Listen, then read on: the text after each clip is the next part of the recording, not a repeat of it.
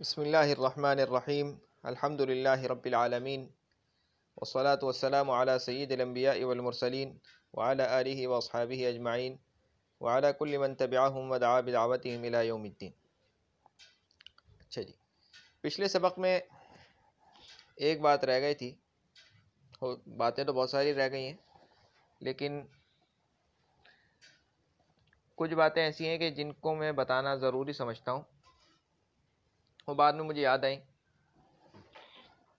ایک بات تو یہ ہے کہ بھائی جو اس میں فعل ہے نا، اسماء افعال جو ہوتے ہیں وہ تین قسم کے ہوتے ہیں۔ ایک ہوتے ہیں مرتجلہ، ٹھیک ہے، مرتجلہ۔ دوسرے منقولہ، اور تیسرے معدولہ۔ اچھا، مرتجلہ کا کیا مطلب ہے؟ مرتجلہ کا مطلب یہ ہے کہ وہ ابتدا ہی سے اس میں فعل کے طور پر استعمال ہوئے ہیں، ٹھیک ہے۔ منقولہ کا مطلب یہ ہے کہ ابتدا میں تو وہ اس میں فعل کے طور پر استعمال نہیں ہوئے، لیکن ان کو بعد میں اس میں فعل کے معنی میں منتقل کر دیے گیا، وہ نقل ہو کر اس میں فعل کے معنی میں آ گئے۔ معدولہ کا مطلب یہ ہے کہ ان کی شکل پہلے کچھ اور تھی، وہ اپنی اصل شکل کو چھوڑ کر انہوں نے اس میں فعل کی شکل اختیار کر لی ہے، بغیر کسی قاعدہ صرفیہ کے، بغیر کسی قاعدے کے۔ تینوں کی مثال میں آپ کو دیتا ہوں۔ مرتجلہ تو وہ ہیں جیسے کہ جو ابتدا میں ہی اس میں فعل کے طور پر استعمال ہوئے تھے، جیسے شتانہ۔ شتانہ یہ جو ہے جدائی کے معنی میں ہوتا ہے۔ شتانہ زید و عمر، زید اور عمر جدا ہو گئے ہیں، افترقہ کے معنی میں ہوتا ہے نا، تو یہ ابتدا میں ہی اس میں فعل کے طور پر استعمال ہوا ہے، ٹھیک ہے۔ منقولہ یہ بہت آسان ہے، جیسے علیکہ۔ علیکہ آپ جانتے ہیں کہ علیکہ یہ جار مجرور ہے، ٹھیک ہے، تو یہ جار مجرور کے طور پر ہی استعمال ہوا ہے ابتدا میں، لیکن بعد میں یہ منقول ہو کر اس میں فعل کے معنی میں بھی استعمال ہونے لگا، یہ منقولہ ہے۔ ایک ہے امامک۔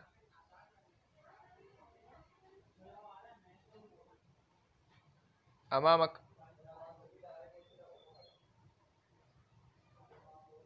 تو یہ دیکھو یہ ظرف ہے۔ الیکہ، الیک عنی، تو یہ جو ہے منقولہ ہے، یعنی ابتدا میں تو یہ اس میں فعل کے طور پر استعمال نہیں ہوا ہے، بعد میں یہ اس میں فعل کے طور پر استعمال ہونے لگا، وہاں سے منتقل ہو کر یہ اس میں فعل کے معنی میں بھی استعمال ہونے لگا، اس کو اس میں فعل کے معنی میں منتقل کر دیا گیا۔ ایک ہوتا ہے معدولہ۔ معدولہ کی مثال دینے سے پہلے میں آپ کو یہ بات بتانا چاہتا ہوں، دوسری بات، ایک بات تو میں نے آپ کو یہ بتا دی کہ بھائی یہ جو ہے اس میں فعل جو ہے تین قسم کے ہوتے ہیں، اور اس دوسری بات کے بتانے سے پہلے میں آپ کو ایک اور بات سمجھانا چاہتا ہوں جو کہ پہلے میں نے پچھلے سبق میں بتائی بھی تھی۔ وہ یہ ہے کہ ایک بات تو میں نے آپ کو یہ بتائی تھی کہ اس میں فعل کے اندر جس میں فعل ہوتے ہیں وہ فعل والا عمل کرتے ہیں، اس میں فعل جو ہے وہ فعل والا عمل کرتے ہیں، عمل کرنے میں وہ فعل والا عمل کرتے ہیں، سمجھ گئے نا؟ ان کے اندر ضمیر بھی ہوتی ہے، صحیح ہے، جو پچھلے ہم نے یہ بات کی ہے یہ آپ سمجھ گئے۔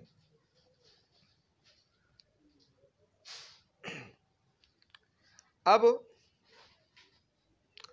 جو اس میں فعل ہے یہ آپ نے جان لیا نا،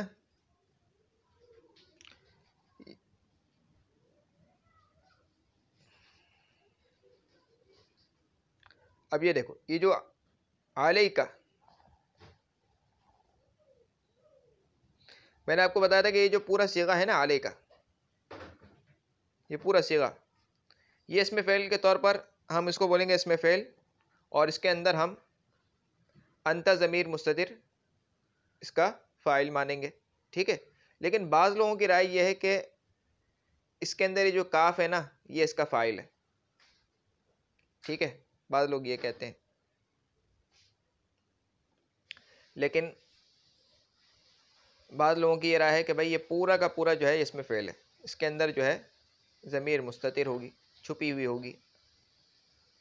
یہ جو کاف ہے اور آگے جتنی بھی ضمیر آگے جتنی بھی لگ رہی ہیں، یہ اصل میں صرف نشانیاں ہیں اور فاعل کی، اصل میں ضمیر نہیں ہے، اس کی علامت ہے بس. ٹھیک ہے.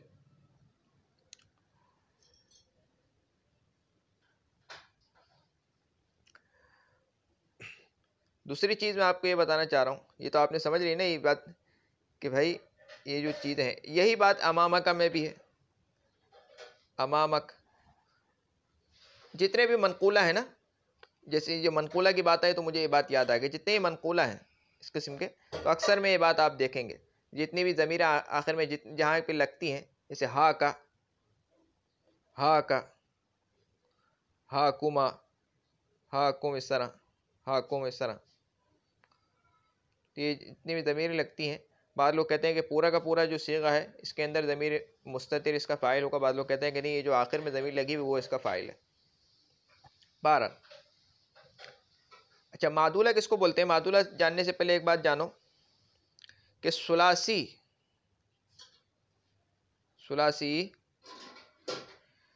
مجرد سے جو اس میں فعل ہے وہ قیاسی طور پر، یعنی قاعدے کے طور پر، قیاسی طور پر یہ فعالی کے وزن سے بھی آتا ہے، فعالی کے وزن سے بھی آتا ہے، لیکن یہ وہ والا اس میں فعل بنے گا جو امر حاضر کے معنی میں ہو. ٹھیک ہے. مثال کے طور پر میں ثلاثی مجرد کے 3-4 مادے اٹھا لیتا ہوں. نون صاد را اٹھا لیتا ہوں، سین میم عین اٹھا لیتا ہوں، اور فا تا ہا اٹھا لیتا ہوں، اور ضاد را با اٹھا لیتا ہوں. ٹھیک ہے نا. اب نصارہ سے امر کیا بنتا ہے؟ انصر، مدد کرو. میں اگر بولوں گا نصاری، نصاری، نصاری، تو اس کا مطلب بھی انصر ہے، اور یہ قیاسی ہے، قاعدے کے مطابق ہے. ٹھیک ہے. اس کی ترکیب ایسی ہوگی، نصاری اس میں فعل، انت ضمیر مستتر اس کے اندر اس کا فاعل. صحیح ہے. اسی طریقے سے سماعی، سماعی سنو، اسمع کے معنی میں، فتاحی، فتاحی کھولو، افتح کے معنی میں، ضرابی، اضرب کے معنی میں، مارو. سمجھ گئے؟ اچھا، یہ جو قیاسی ہے نا فعالی کے وزن پر جو میں نے آپ کو بتایا نا، یہ معدولہ کی مثال ہے. سمجھ گئے؟ یہ معدولہ کی مثال ہے کہ دیکھو ان کی اصل کیا تھی؟ عنصر، عنصر تھی ان کی اصل، لیکن یہ جو ہے اس کے اپنی اصل کو چھوڑ کر یہ نصاری، سماعی، فتحی وغیرہ ان کی شکل اس میں فعل کے طور پر استعمال ہو گئے، یہاں سے اپنی شکل کو چھوڑ کر یہ یہاں پہ استعمال ہونے لگے. اچھا، اس میں اور منقول میں کیا فرق ہے؟ دیکھو بھائی، ہم بھی یہی بولیں گے کہ منقول بھی تو اس کا بھی تو منقول بھی تو منتقل ہو گیا ہے، یہ بھی منتقل ہو گئے. فرق کیا ہے؟ دیکھو، منقول میں یہ ہوا ہے کہ لفظ منتقل ہو گیا، جو لفظ ہے نا، یعنی جو صیغہ ہے وہ تو ویسے کا ویسے ہی رہا ہے، لیکن اس کے معنی بدل گئے. اب اس میں فعل والے معنی آ گئے، پہلے اس میں جار مجرور والے معنی تھے. ٹھیک ہے. اور اس کا فرق بھی میں نے آپ کو پچھلے سبق میں بتایا ہے. اس میں کیا ہے کہ اس میں معنی نہیں بدلے، بلکہ اس کی صیغہ بدل گیا، اس کی شکل بدل گئی. تو لفظ کا اپنی اصل شکل کو چھوڑ کر بغیر کسی قاعدے کے دوسری شکل کو اختیار کرنا، یہ عدل کہلاتا ہے، اور اسی سے معدول نکلا ہے. ٹھیک ہے. اسی سے معدول نکلا ہے. سمجھ گئے؟ خیر،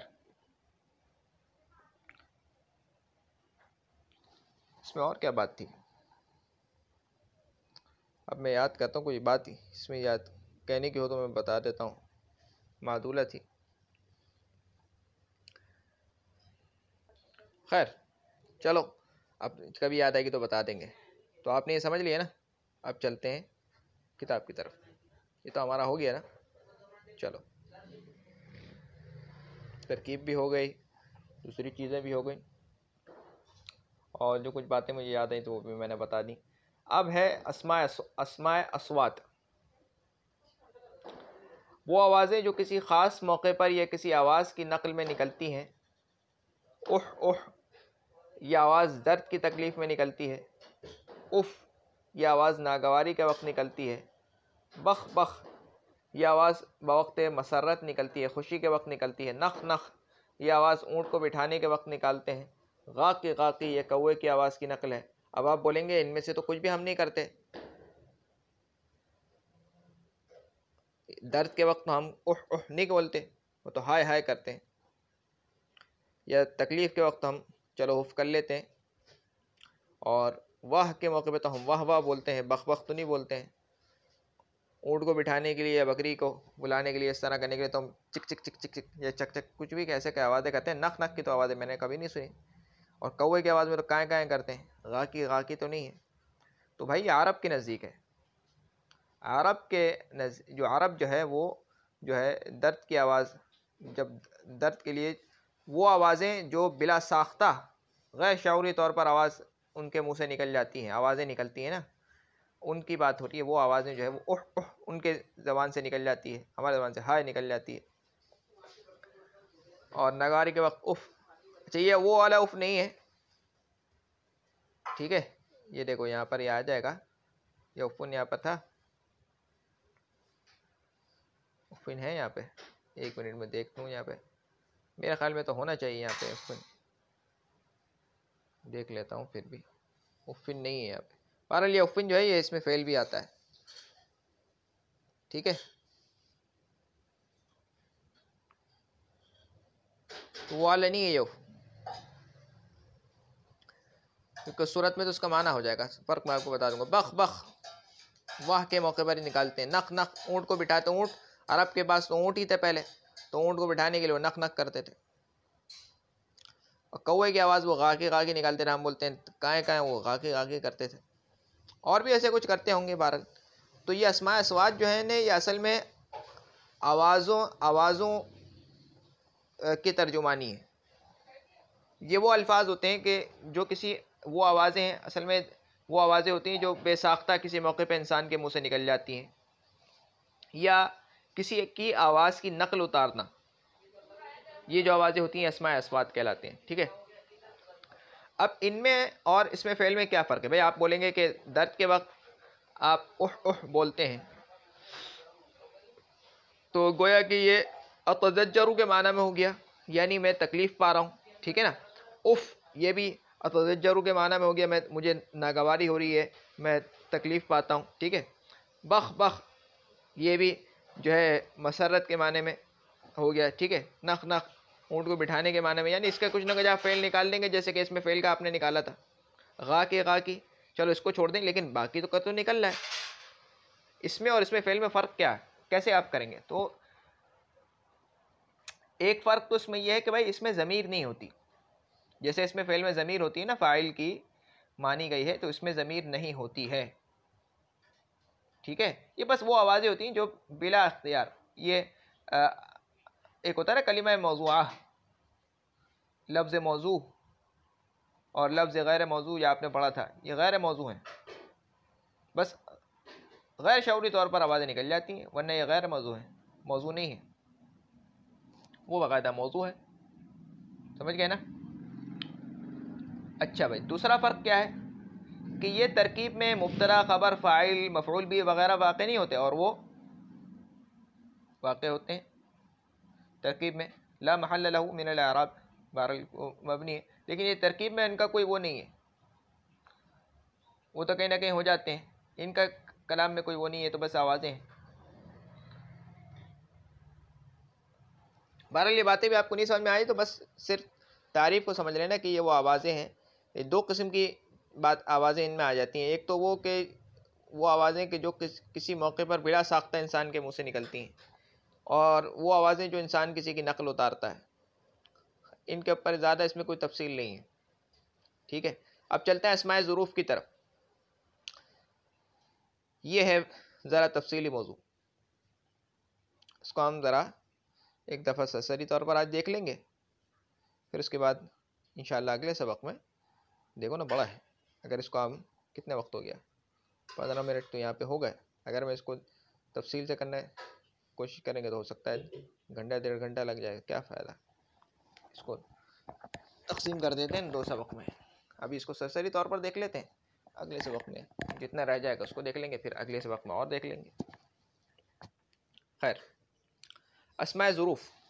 ظرف بولتے ہیں برتن کو. اب آپ دیکھیں کہ برتن میں کوئی چیز سماتی ہے. دیکھو برتن کے اندر پانی ہوتا ہے نا, پانی کے اندر تو برتن نہیں ہوتا. پانی کے اندر برتن نہیں ہوتا ہے, برتن کے اندر پانی ہے. اب آپ بولیں گے سمندر میں اگر برتن ڈال دیں تو پھر سمندر میں جو ہے وہ پانی کے اندر برتن آ گیا, تو بھائی اس وقت جو ہے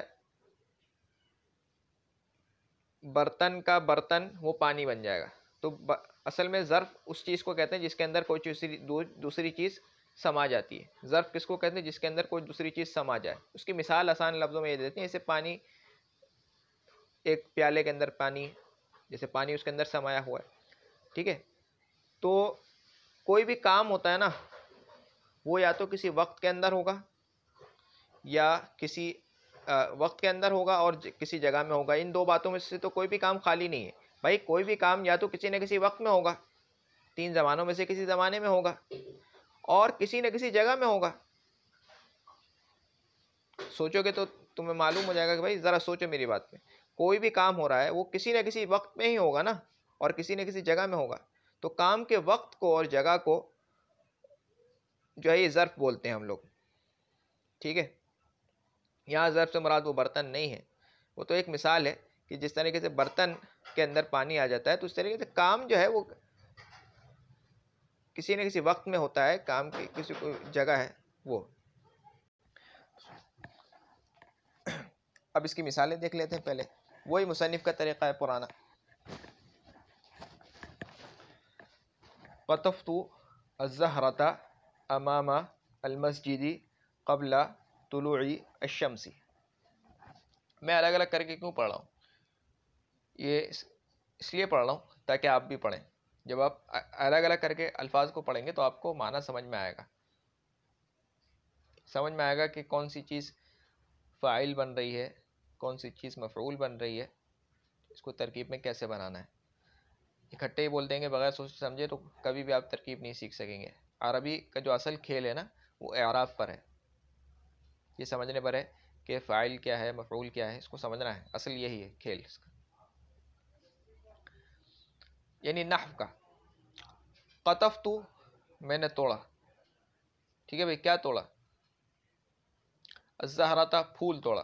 ٹھیک ہے, اب یہ جو کام ہوا ہے یہ کسی جگہ میں ہوا ہوگا نا بھائی, اور تو اس نے جگہ بتا دی امام المسجد, مسجد کے سامنے. ٹھیک ہے, اور کسی نہ کسی وقت میں ہوا ہوگا. قبل طلوع الشمس, سورج کے نکلنے سے پہلے. اب دیکھو وقت بھی بتا دیا. تو یہاں پر جو امام المسجد ہے اور قبل طلوع الشمس, یہ جو 2 لفظ ہیں یہ ظرف کہلاتے ہیں. اس میں دیکھو امام المسجد یہ جگہ کو بتا رہا ہے اور طلوع الشمس یہ وقت کو بتا رہا ہے. ٹھیک ہے نا. تو ظرف کی 2 قسمیں بن جاتی ہیں, ظرف مکان جو کہ جگہ کو بتاتا ہے, اور ظرف زمان جو کہ وقت کو بتاتا ہے. سمجھ گئے؟ قطفت میں نے توڑا, الزہرۃ پھول کو, امام المسجد مسجد کے سامنے, قبل طلوع الشمس سورج طلوع ہونے سے پہلے. تو میں نے سورج نکلنے سے پہلے مسجد کے سامنے پھول توڑا. دخلت میں داخل ہوا, بستانہ باغ میں, یوم الجمعۃ جمعہ کے دن. ٹھیک ہے, میں داخل ہوا, دخلت میں داخل ہوا. بھائی کسی جگہ میں ہی داخل ہوا ہوگا نا, کوئی کام کی کوئی جگہ ہوگی, تو بستان کہہ کے اس نے کام کی جگہ کو بتا دیا. کوئی وقت ہوگا تو یوم الجمعۃ کہہ کے اس نے وقت کو بتا دیا. تو یہ جو بستان ہے یہ ظرف مکان ہے, اور یوم الجمعۃ یہ ظرف زمان ہے. میں جمعہ کے دن باغ میں داخل ہوا. سمجھ گئے نا؟ ملاحظہ دیکھیے, مثال اول میں لفظ قطفت الزہرۃ سے متکلم یعنی فاعل تو ضمیر جو ہے کا پھول توڑنا, اور مثال ثانی میں لفظ دخلت سے متکلم فاعل یعنی تو ضمیر سے فاعل کا داخل ہونا معلوم ہوا, لیکن ان دونوں الفاظ سے یہ معلوم نہ ہو سکا, یعنی صرف قطفت الزہرۃ یا دخلت سے.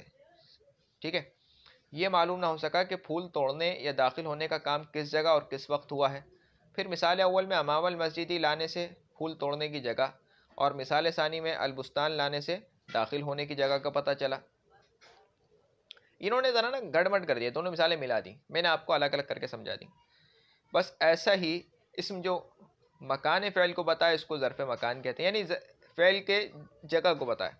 پھر اس کے بعد مثال اول میں قبل طلوع الشمس کا لفظ لانے سے پھول توڑنے کا وقت، اور مثال ثانی میں یوم الجمعاتی کا لفظ لانے سے داخل ہونے کا وقت معلوم ہوا۔ بس ایسا ہی اسم جو زمان فعل کو بتائے، زمان فعل یعنی فعل کے زمانے کو بتائے، اس کو ظرف زمان کہتے ہیں۔ مزید یہ بھی دیکھیے کہ مثال اول میں زمان و مکان کے شروع و آخر دونوں متعین نہیں ہے۔ امام المسجدی، اب وہ کہہ رہا ہے قطفت الزہرۃ، میں نے پھول توڑا امام المسجدی، مسجد کے سامنے۔ اب وہ مسجد کے سامنے اگر اس کے اور مسجد کے درمیان ایک انچ کا فاصلہ ہے تب بھی امام المسجدی بول سکتے ہیں، مسجد کے سامنے۔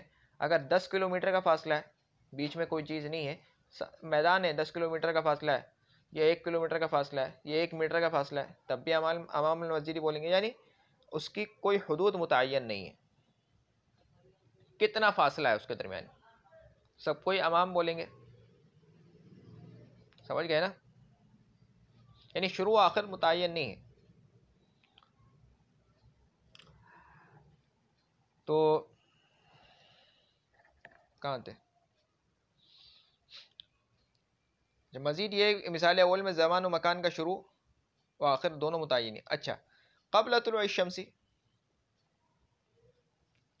سورج طلوع ہونے سے پہلے، کتنا پہلے؟ 1 منٹ پہلے، 2 منٹ پہلے،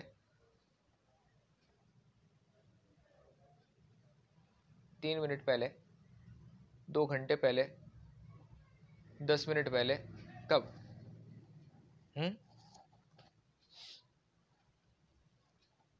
تو قبلہ جو ہے نا اس کی کوئی حدود متعین نہیں ہے۔ تو زمان و مکان کا شروع و آخر دونوں متعین نہیں ہیں، اسی کو زمان مبہم اور یا مکان مبہم کہتے ہیں۔ عربی میں بولتے ہیں ابہما یبہم ابہامن، ابہما مانے غالباً بند کرنا، ابہم البابا، دروازہ اس نے بند کر دیا۔ اور کلام مبہم، ایسا کلام کہ جس کا مطلب واضح نہیں ہے، گول مول بات، غیر واضح بات ہے، اس کی وضاحت چاہیے۔ طریق مبہم، غیر واضح راستہ۔ اور حائط مبہم یا جدار مبہم، ایسی جگہ جس میں کوئی دروازہ نہیں، یعنی نکلنے کی کوئی جگہ نہیں، ایسے کلام جس سے نکلنے کی کوئی جگہ نہیں، سمجھ میں نہیں آ رہا۔ تو مبہم، زمان مبہم، سمجھ گئے کہ جس کی کوئی حدود متعین نہیں، بھائی کہاں سے کہاں تک، کب سے کب تک کا وقت، کہاں سے کہاں تک کی جگہ۔ اور مثال ثانی میں زمان و مکان کا شروع و آخر دونوں متعین ہیں۔ مثال دیکھو بستان، بستان 4 دیواری میں ہوتا ہے نا، میں بستان میں داخل ہوا، بستان 4 دیواری میں ہوتا ہے۔ اب ایسا تو نہیں ہے کہ وہ بستان پوری دنیا میں، پوری جگہ پر تو بستان نہیں ہوتا، اس کی کوئی متعین ہوتی ہے حدود۔ یوم الجمعات، یہ یوم ہوتا ہے وہ 24 گھنٹے کا ہوتا ہے، سورج کے غروب ہونے سے لے کر کے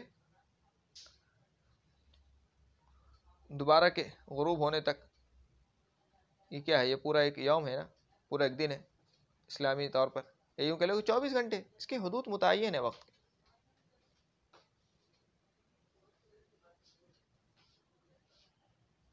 سمجھ گئے؟ تو اسی کو زمان مبہم یا مکان مبہم کہتے ہیں۔ اور مثال ثانی میں زمان و مکان کا شروع و آخر دونوں متعین ہیں، اسی کو زمان محدود یا مکان محدود کہتے ہیں، یعنی اس کی حد بندی کر دی گئی ہے۔ اب تعریفات سنیے اور حفظ کیجئے۔ اس میں ظرف وہ اسم ہے جو زمان فعل یا مکان فعل کو بتائے، زمان فعل یعنی فعل کے زمانے کو، یا مکان فعل یعنی فعل کے جگہ کو۔ اس میں ظرف کو مفعول فی بھی کہتے ہیں، مفعول یعنی کام کیا گیا، فی ہی اس میں، یعنی اس میں کام کیا گیا، یعنی کسی وقت میں ہی کام کیا گیا ہوگا یا کسی جگہ میں کام کیا گیا، تو مفعول فی کا دونوں کو کہتے ہیں۔ اب مفعول فی کی 2 قسمیں ہو جاتی ہیں، ظرف زمان اور ظرف مکان۔ یہ ہمیشہ منصوب ہوتا ہے، اس کا اعراب کیا ہے بھائی؟ ہمیشہ منصوب ہوتا ہے، یہ بات یاد رکھنی، ٹھیک ہے؟ جیسے امثلہ بالا میں اس میں ظرف کی 2 قسمیں، ظرف زمان، ظرف مکان۔ ظرف زمان ایسا اسم ظرف جو زمانے فعل کو بتائے، یعنی فعل کے زمانے کو بتائے، جیسے یوم الجمعاتی قبل طلوع الشمس۔ ظرف مکان ایسا اسم ظرف جو مکان فعل کو بتائے، جیسے امام المسجد، مسجد کے سامنے، بستان، باغ۔ پھر ان دونوں میں سے ہر ایک کی دو دو قسمیں، ہر ایک کی، ظرف زمان اور ظرف مکان دونوں کی دو دو قسمیں ہو جاتی ہیں، محدود اور مبہم۔ محدود ایسا زمان یا مکان جس کا شروع و آخر دونوں متعین ہے، جو بستان 4 دیواری کے ہوتی ہے، اس کی شروع و آخر دونوں متعین ہے۔ یوم الجمعاتی شروع و آخر متعین ہے۔ یوم کو دیکھو، یوم سے تو اور خصوصیت اس میں آ گئی، یوم کو دیکھو پھر بھی اس کا شروع و آخر متعین ہے۔ مبہم ایسا زمان یا مکان جس کا شروع و آخر دونوں متعین نہ ہو، جیسے امام سامنے، کتنا سامنے، سمجھ گئے نا؟ قبل پہلے، کتنا پہلے۔ حکم محدود، محدود کا حکم کیا ہوگا؟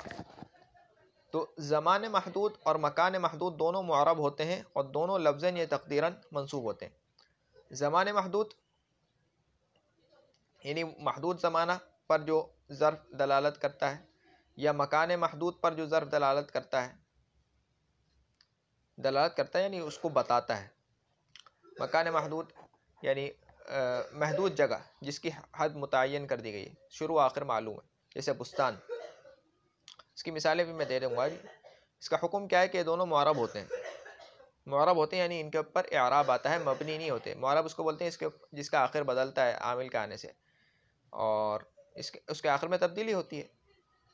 پھر یہ تبدیلی کبھی تو لفظی ہوتی ہے، ٹھیک ہے، کبھی تقدیری ہوتی ہے۔ لفظی تبدیلی کا مطلب یہ ہے کہ لفظوں میں وہ تبدیلی آتی ہے بولنے میں، اور تقدیری یہ ہے کہ بولنے میں تو کوئی تبدیلی نہیں آتی، لیکن ہمارے ذہن میں ہوتا ہے کہ ہاں یہ تبدیلی ہے، اس میں تقدیری ہوتی ہے، ذہن میں ہوتا ہے، تقدیری ہوتی ہے، سوچی بھی ہوتی ہے کہ ہاں ہمارے ذہن میں ہوتا ہے ہاں یہ ہے۔ اور محلن کا کیا مطلب ہوتا ہے کہ اس کا مطلب ہے کہ وہ لفظ نصب والی جگہ میں، یعنی اس کو ہٹا کر اگر دوسرا لفظ لگا دیں گے تو اس کے اوپر نصب آ جائے گا۔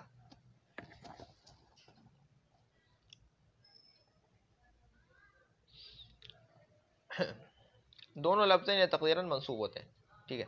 تو اس کا حکم کیا ہے کہ دونوں لفظاً یعنی لفظوں میں بھی منصوب ہوتے ہیں، اگر وہ لفظوں پر اس کا اعراب آئے گا تو لفظوں میں منصوب ہوں گے، یا اس کے اوپر کسی مجبوری میں کی وجہ سے لفظوں میں اعراب ظاہر نہیں ہو سکتا تو اب اس کے اوپر تقدیراً وہ منصوب ہوگا، ٹھیک ہے۔ تو محدود کا حکم یہ ہے۔ حکم مبہم، زمان مبہم اور مکان مبہم دونوں مبنی ہوتے ہیں،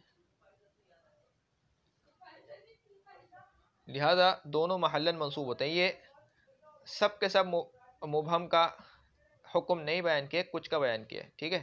یا اب اسی سبق میں یا اگلے سبق میں یہ بات آ جائے گی۔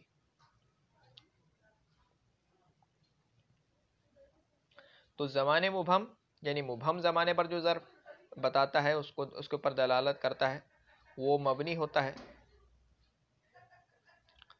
اور مکان مبہم پر جو ظرف دلالت کرتا ہے وہ بھی مبنی ہوتا ہے، لہذا دونوں محلن منصوب ہوتے ہیں۔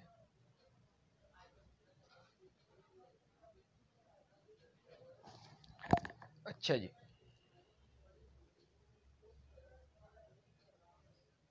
اس میں کوئی بات ہے سمجھانے کی؟ ایک منٹ دیکھ لو ذرا، میرے خیال میں اس میں کوئی بات ہے نہیں سمجھانے کی۔ اس میں کیا بات ہے سمجھانے کی؟ میرے خیال میں حکم ہو سکتا ہے کہ تمہیں سمجھ میں نہ آئے۔ حکم کا مطلب یہ ہے کہ بھائی اس کے اوپر کیا اعراب آئیں گے، کیا اس کا حکم، اس کے اوپر یعنی اس کے اوپر کیا اثرات مرتب ہوں گے کلام میں، جب اس کو ہم جملے میں بولیں گے تو اس کے اوپر کیا اثرات مرتب ہوں گے۔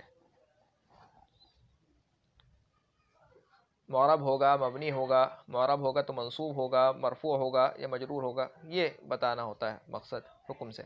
تو محدود جو ہے ان کے بارے میں کہتے ہیں کہ دونوں معرب ہیں، ان کے اوپر اعراب آئے گا، اور اگر لفظی طور پر اعراب آتا ہوگا تو لفظی طور پر آئے گا، اور اگر کسی مجبوری کی وجہ سے اس کلمے پہ لفظی اعراب نہیں آتا ہے تو تقدیر وہ منصوب ہوگا، تقدیرہ منصوب ہوگا۔ اور مبہم کا حکم یہ بیان کیا کہ دونوں مبنی ہوں گے، لیکن میں نے آپ کو ابھی سے میں آپ کو بتا دیا ہے کہ بھائی اپنے ذہن میں یہ بات رکھو کہ سب کے سب مبہم کا یہ اعراب نہیں ہے، بعض کا ہے۔ اسی سبق میں آ جائے گی وہ بات، یا اگلے سبق میں آ جائے گی، یا ہو سکتا ہے اس سے اگلے سبق میں اگر موقع ملے، بہرحال یہ بعض کا ہے۔ لہذا دونوں محلن منصوب ہوتے ہیں. اچھا جی،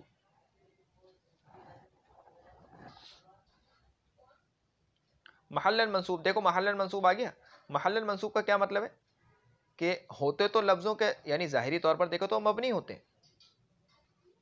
یعنی مبنی ہونے کا کیا مطلب ہے کہ ظاہری طور پر ان میں کوئی تبدیلی نہیں آتی، نہ تقدیری تبدیلی آتی ہے، نہیں یعنی ہمارے ذہن میں بھی نہیں ہوتا کہ اس میں یہ تبدیلی ہے، ہمارے ذہن میں بھی نہیں ہوتا کہ اس میں یہ تبدیلی آئی ہے اور اس میں یہ اعراب ہے، اس میں یہ ہمیں یہ اعراب پڑھنا ہے، اور نہ ہی لفظوں میں ہم اس کو پڑھ رہے ہوتے ہیں. ہم وہ اپنی ایک اس کا خاص جو حرکت ہے نا اس کے اوپر وہ مبنی ہوتا ہے، لیکن وہ محلن منصوب ہوتا ہے، یعنی نصب کی جگہ میں ہوتا ہے. اس کو ہٹا کے کوئی دوسرا اسم اس کے اوپر اس جگہ پر رکھ دیں گے تو اس کے اوپر نصب آ جائے گا، نصب کی جگہ میں ہوتا ہے. سمجھ گئے؟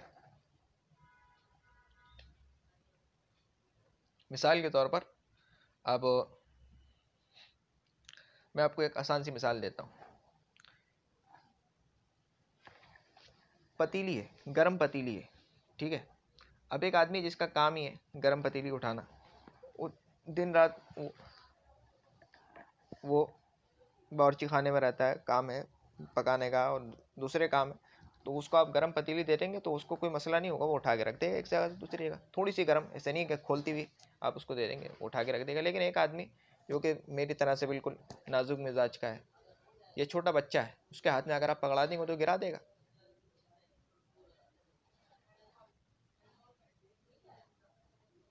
تو ایسا تو نہیں ہے کہ جب اس بچے کے ہاتھ میں آئی تب وہ پتیلی زیادہ گرم ہو گئی، یا یہ ہے کہ اس آدمی کو گرمی، اس کی گرمی محسوس نہیں ہو رہی، اس آدمی کو بھی گرمی محسوس ہو رہی ہے لیکن بس یا اس کا عادی ہو گیا یا اس پر یہ ڈٹ گیا ہے. بچے کے اوپر اس کو ہٹا کے بچے کو رکھ دیں گے تو بچے کو گرمی لگ جائے گی، تو اس اسم کو ہٹا کے دوسرے کو رکھ دیں گے نا، اس کے اوپر نصب آ جائے گا. یہ مبنی ہے، یہ ڈٹے ہوئے ہیں اپنی جگہ پر، یہ بالکل ڈھیٹ ہے، ان کا اعراب بالکل مبنی ہے. سمجھ گئے؟ یہ میں نے آپ کو ایک مثال دی تھی، مثال کو لے کے چپک مت جانا بھائی، میں آپ کو آسان سمجھانے کے لیے ایک مثال دی تھی. مثال کا مقصد صرف بات کو سمجھانا ہوتا ہے آسان کر کے. خیر،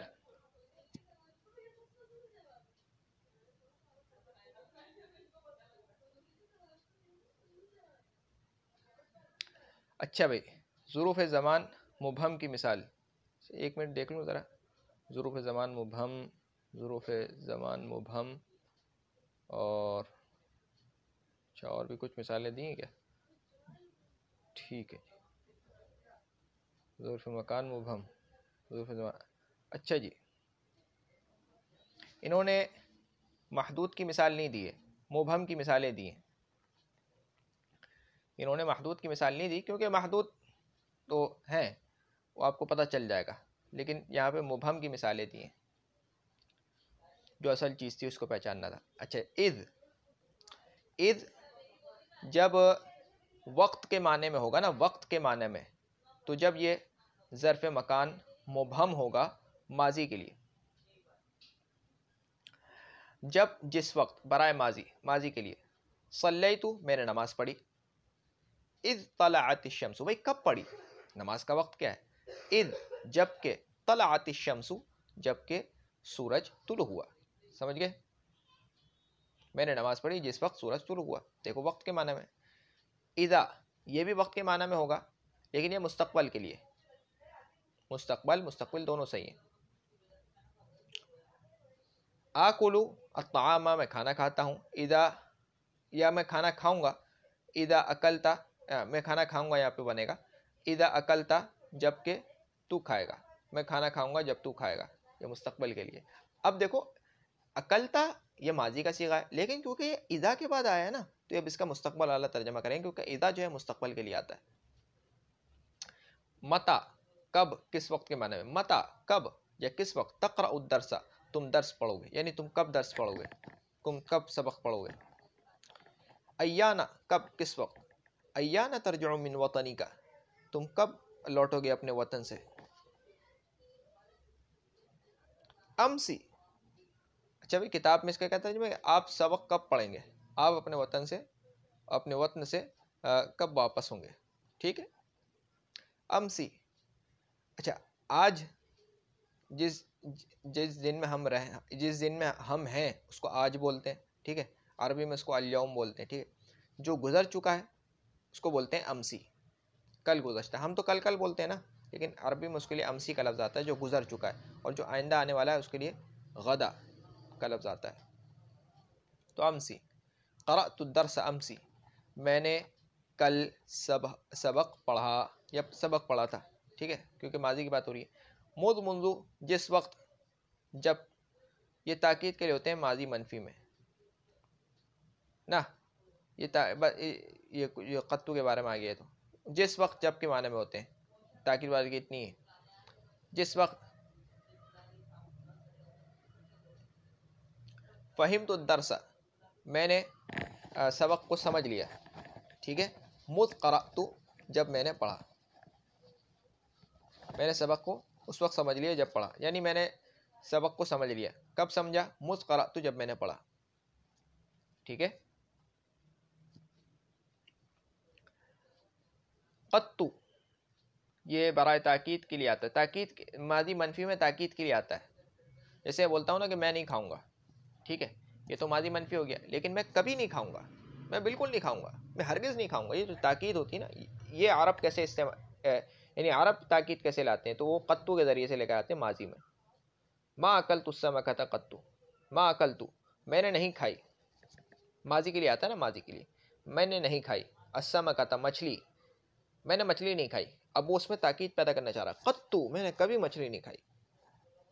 اعوذ، یہ برائے تاکید مستقبل منفی کے لیے آتا ہے. مستقبل منفی، جیسے لا اکذب، میں جھوٹ نہیں بولوں گا. اعوذ، کبھی، یعنی میں کبھی بھی جھوٹ نہیں بولوں گا. اچھا جی، کہاں تک ہو گیا تھا؟ قبل بعد. ذهب خالد، خالد گیا. ٹھیک ہے بھائی، کب گیا؟ اچھا یہ کام کی جگہ کا بتانا یا کام کے وقت کا بتانا یہ اتنا ضروری نہیں ہے، اس کے بغیر بھی جملہ پورا ہو جاتا ہے. ٹھیک ہے. تو یہاں پہ دیکھو کام کے جو ہے جگہ کو نہیں بتایا گیا، وقت کو بتا دیا بس. ذهب خالد، آپ کو بات سمجھ میں آ گئی بس. ذهب خالد، خالد گیا. کب گیا؟ قبل مجیئی کا، تیرے آنے سے پہلے. ٹھیک ہے. یا بعد مجیئی کا، تیرے آنے کے بعد. راشد یاکل من قبل، راشد پہلے سے کھا رہا ہے. اچھا یہ قبل بعد ان کا آپ جو اعراب ہے نا، اس پر ہم ابھی گفتگو کریں گے. بس قبل کا مطلب ہوتا ہے پہلے، بعد کا مطلب ہوتا ہے بعد. یہ تو آپ سب جانتے ہیں. ٹھیک ہے. اب اس کے اوپر گفتگو کرتے ہیں، بیچ میں بات نہ رہ جائے اس لیے میں. اچھا جی. اقرأ الدرس، میں نے پہلے اقرأ الدرس قبل، یعنی اقرأ الدرس قبل اقرأ الدرس، میں سبق پڑھتا ہوں. قبل زملائی، قبل یعنی قبل زملائی کے معنی میں ہے، اپنے ساتھیوں سے پہلے پڑھتا ہوں. حیث، یہ جگہ کے معنی میں ہوتا ہے، جس جگہ. اور بھی اس کے معنی ہے لیکن یہاں پر یہ جگہ کے معنی میں. راشد لا یجلس، راشد نہیں بیٹھتا یا نہیں بیٹھے گا. حیث یجلس الاستاذ، جہاں استاد بیٹھتا ہے. ٹھیک ہے. امام سامنے کو بولتے ہیں، خلف بولتے ہیں پیچھے کو. جلس التلمیذ امام الاستاذ، جلسا بیٹھا، التلمیذ طالب علم، امام الاستاذ استاد کے سامنے. یا خلف الاستاذ استاد کے پیچھے. فوق الاستاذ استاد کے اوپر. بھائی اوپر کے اس میں بیٹھ گیا ہوگا نا استاد، زمین نیچے مسجد میں ہوتا ہے، نیچے استاد بیٹھا ہے، وہ اوپر کے منزل میں بیٹھا ہوا ہے، دیکھ رہا ہے اوپر سے جیسے مسجد میں ہوتا ہے. یا تحت الاستاذ استاد اوپر بیٹھا ہوا ہے ممبر کے، یہ نیچے آ گیا تحت الاستاذ. کہیں پہ بھی چلو، ہمیں تو صرف جملہ بنانا ہے نا. یا الطفل یلعب، الطفل بچہ، یلعب کھیل رہا ہے. ٹھیک ہے، یہ کھیلتا ہے. تحت السمائی آسمان کے نیچے، بچہ آسمان کے نیچے کھیلتا ہے، وفوق الارض زمین کے اوپر کھیلتا ہے، ٹھیک ہے. امام خلف، اچھا یہ اس میں وہی باتیں ہیں جو قبل و بعد میں نا، یہ تو آپ نے سمجھ لیا. امام کا مطلب سامنے ہوتا ہے، خلف کا مطلب ہوتا ہے پیچھے، فوق کا مطلب ہوتا ہے اوپر، تحت کا مطلب ہوتا ہے نیچے. اب بتانا ہی پڑے گا، خیر یہی انہوں نے بات سمجھائی ہے یہاں پہ، یہ بتانا ہی پڑے گا،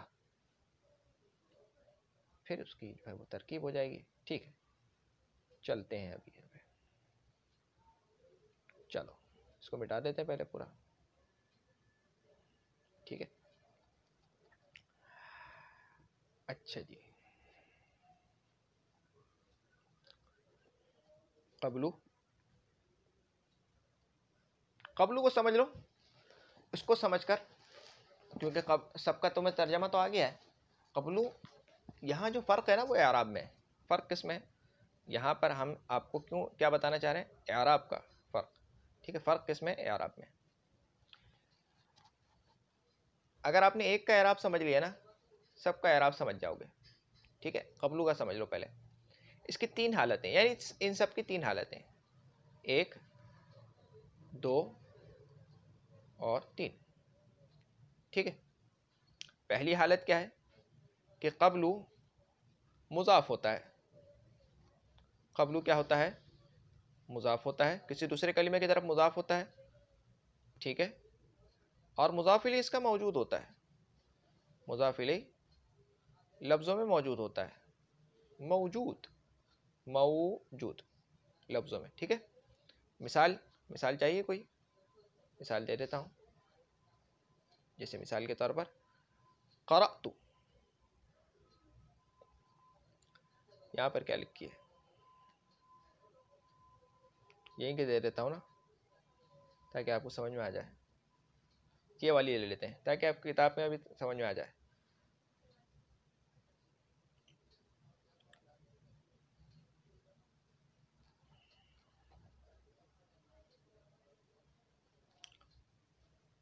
چلو اسی کو لے لیتے ہیں. میری والی آسان ہے تھوڑی سی نا. قرأت میں نے پڑھا، الدرس سبق، درس بولتے ہیں سبق کو. ٹھیک ہے، قبل مجیئی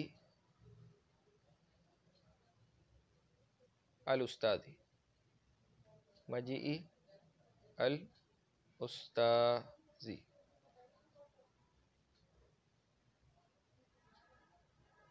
یہاں پہ حمزہ نہیں دکھ رہا مجھے، حمزہ آ جائے گا تو میں لگا دیتا ہوں. خیر یہ اس پہ عربی کا لگانا پڑے گا، مجیئی الاستاذی. ٹھیک ہے، قرأت میں نے پڑھا. بھائی کیا پڑھا آپ نے؟ قرأت میں نے پڑھا. کیا پڑھا آپ نے؟ درس. میں نے درس پڑھا. ٹھیک ہے، قرأ فعل ہو جائے گا، تو ضمیر متکلم اس کا، ضمیر مرفوع متصل اس کا فاعل ہو جائے گا، الدرس اس کا مفعول بھی ہو جائے گا. اچھا جی، قبلہ جو ہے یہ اس کا مفعول فی ہے. مفعول فی، اس کو ظرف بھی بول سکتے ہیں، مفعول فی. ٹھیک ہے، یعنی یہ کام کے میں نے کب پڑھا؟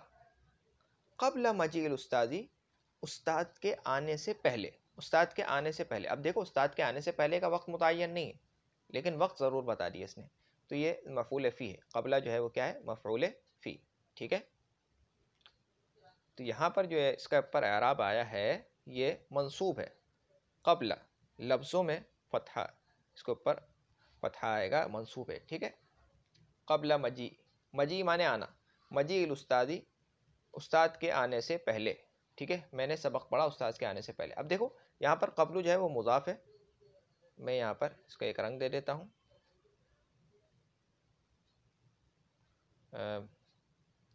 ایک رنگ دے دیتا ہوں. ٹھیک ہے، اور جو پورا مضاف الیہ ہے نا اس کو بھی ایک الگ رنگ دے دیتا ہوں. ٹھیک ہے، یہ تو بہت زیادہ ہی ہو جائے گا. یہ جو قبلو جو ہے یہ مضاف ہے اور اس کا مضاف الیہ لفظوں میں موجود ہے. ٹھیک ہے، اس صورت میں یہ اس کا جو اعراب ہوگا یہ جو پہلی صورت ہے نا، میں نے آپ کو اس کی مثال بھی دے دی. اس صورت میں یہ کیا ہوگا؟ منصوب ہوگا. اس صورت میں کیا ہوگا؟ منصوب ہوگا لفظوں میں. یا تو لفظوں میں منصوب ہوگا، یہ لفظوں میں منصوب ہے، بس منصوب ہے لفظوں میں. ٹھیک ہے، اس کا پہلا اعراب. ٹھیک ہے جی.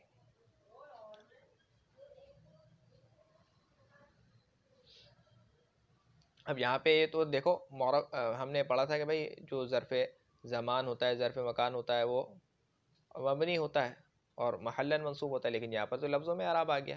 میں نے آپ کو بتایا تھا نا کہ بھائی سب کا اعراب وہ نہیں ہے، بعض کا الگ ہے.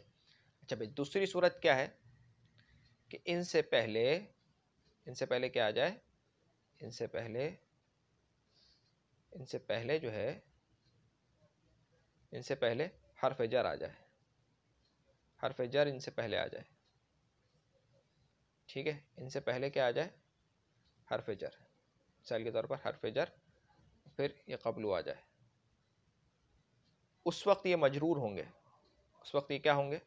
مجرور. ٹھیک ہے.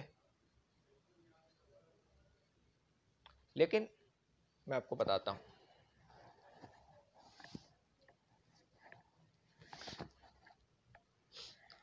اس کے پہلے مثال دے دیتا ہوں، پھر میں آپ کو بتا دیتا ہوں.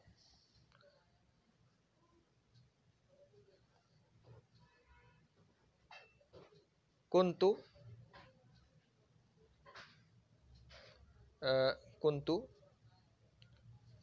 اقرأ الدرس من قبل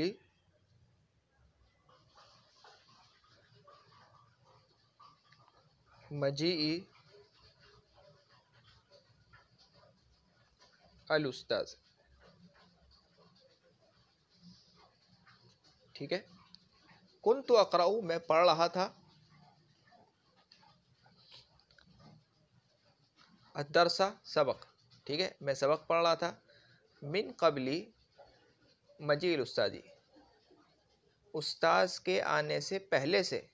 استاد کے آنے سے پہلے سے ہی میں سبق پڑھ رہا تھا.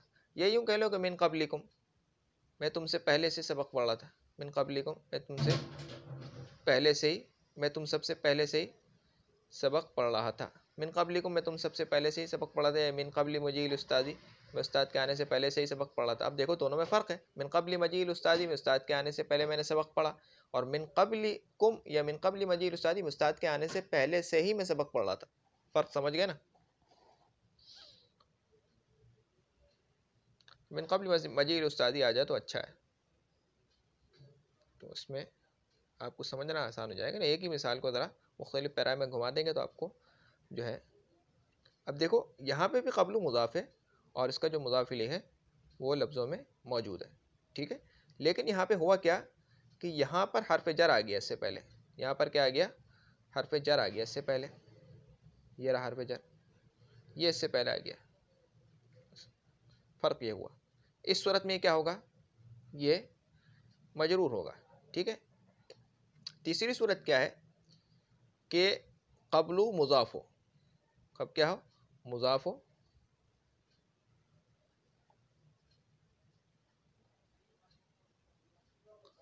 اور اس کا جو مضاف الیہ ہے نا،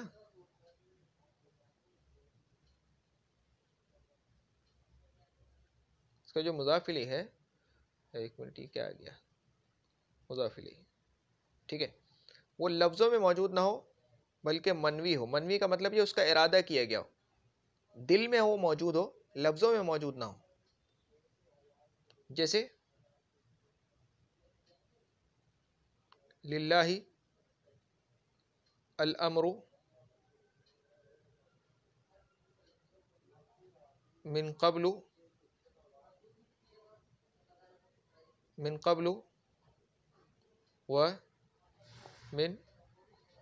بعد.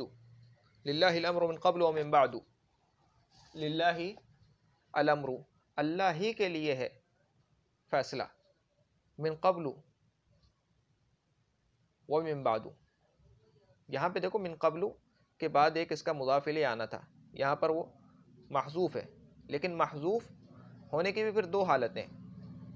محذوف ہو نسیہ منسیہ، یعنی محذوف ہو اور وہ ارادے میں نہیں ہے، محذوف ہے لیکن ہمارے دل میں اس کی نیت نہیں ہے کہ وہ کیا چیز محذوف ہے، ہم نے اس کی نیت نہیں کی، وہ ہمارے ارادے میں نہیں ہے، وہ چیز بالکل بھلائی ہوئی ہے، وہ بھلا دی گئی ہے، وہ کیا چیز محذوف ہے ہمیں نہیں جانتے، ہم نہیں معلوم، ہمارا کوئی ارادہ نہیں ہے اس سے، ہمارے ارادے میں نہیں ہے وہ چیز، ٹھیک ہے۔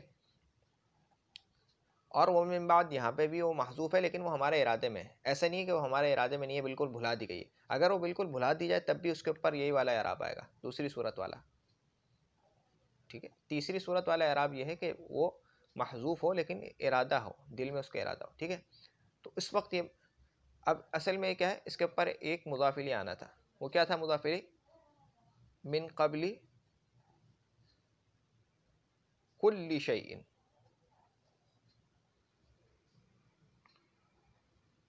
ومن بعد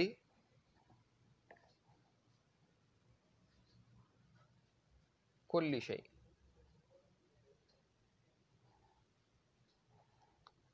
ٹھیک ہے۔ للہ الامر، اللہ ہی کے لیے فیصلہ، من قبل کل شیء، ہر چیز سے پہلے، ومن بعد کل شیء، اور ہر چیز کے بعد، ہر چیز سے پہلے اور ہر چیز کے بعد اللہ ہی کے لیے ہے فیصلہ، ٹھیک ہے۔ لیکن میں نے کیا کیا کہ کل شیء کو حذف کیا یہاں سے، اور اس کو ارادے میں رکھ لیا کہ ہاں بھی میرا ارادہ اس کے بعد یہ ہے، اس کا مضاف الیہ یہ محذوف ہے، ٹھیک ہے۔ تو اب اس صورت میں یہ مبنی پر ضمہ ہوگا، ضمے پر یہ مبنی ہوگا، یہاں پر یہ مین اس کے اوپر اثر نہیں کرے گا لفظوں میں، یہاں پر یہ مین اس کے اوپر لفظوں میں عمل نہیں کرے گا، ہاں محلاً یہ مجرور ہو جائے گا، اگر قبل کی جگہ پر کوئی دوسرا اسم لگا دیتے تو اس کو جر دے دیتا، اگر اس کے علاوہ کی یعنی اس قسم سے ہٹ کر کوئی دوسرا اسم ہوتا تو اس کو جر دے دیتا، تو یہ محلاً جو ہے وہ منصوب ہے، لیکن ظاہری طور پر دیکھا جائے تو یہ مبنی پر ضمہ ہے، ٹھیک ہے، من قبل و من بعد، ٹھیک ہے۔ تو اس صورت میں کیا ہوگا، یہ مبنی پر ضمہ ہوگا۔ اب یہ صرف قبلو کا اعراب نہیں ہے، یہ آگے جتنی بھی اس میں جیسے فوقہ پر بھی یہ قاعدہ جاری ہو سکتا ہے، تحتہ پر بھی جاری ہو سکتا ہے، امام پر بھی جاری ہو سکتا ہے، خلف پر بھی جاری ہو سکتا ہے، ٹھیک ہے۔ تو یہی ہے، جیسے کہ مثال کے طور پر